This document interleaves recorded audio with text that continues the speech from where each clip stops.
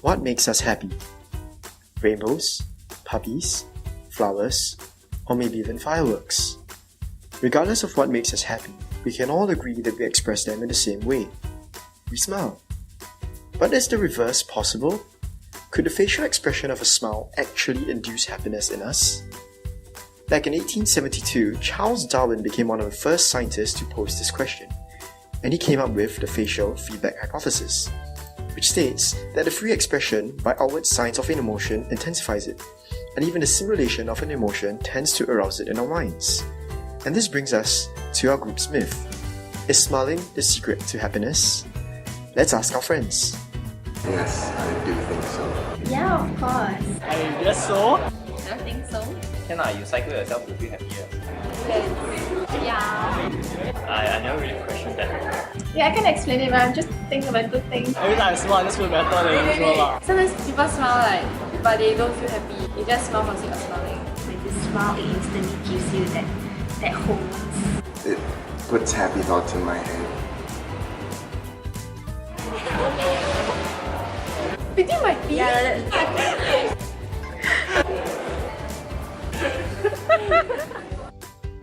Oh yeah. Oh wow, when I'm smiling, right? Huh? No? But you're laughing. Same. It feels so absurd that I'm doing this, so it makes me smile. I don't think so. No? Now let's see what science has to say about this. In 1988, 3 psychologists wanted to test the facial feedback hypothesis. The experimenters came up with a clever way to manipulate facial expressions without explicitly telling participants to smile or frown. There were 3 experimental conditions. Under the first, participants were made to hold a pen with their lips. This would then inhibit the smile muscles. Under the second, participants were asked to hold a pen with their teeth, activating the smile muscles. The third condition acted as a control, where the participants were made to hold the pen with their non-dominant hand.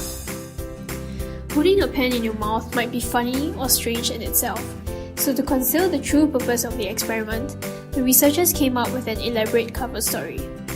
Participants were told that the study was about the ability to perform everyday tasks despite disability or injury, such as writing with one's mouth or non-dominant hand. They were then asked to rate the funniness of 4 cartoons on a scale of 0 to 9. The results showed that those in the teeth condition had the highest funniness ratings, while those in the lips condition rated the comics least funny. This study supports the facial feedback hypothesis and shows that there is a small but significant effect of smiling on the experience of humor. In a more recent study, researchers wanted to see if the effect applied in real life. Inspired by a claim that Botox treatment for frown lines can treat depression, they conducted a study on Botox patients. The study involved a total of 25 white females. One group included 12 who received Botox treatment on their foreheads, while the other group included 13 who got other cosmetic procedures done. Botox treatment to the forehead paralyzes the corrugator muscles, also known as the frown muscles, and as a result, the negative facial expressions of the patients were limited.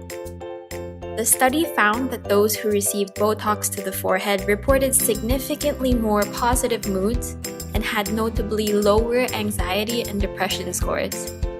This supports the research hypothesis, in that those who are unable to express negative facial expressions will find it harder to maintain negative moods.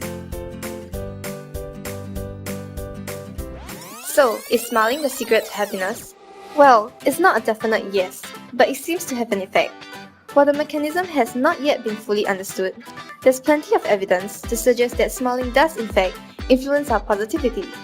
So, our parting words. It never hurts when you're feeling down to turn that frown upside down.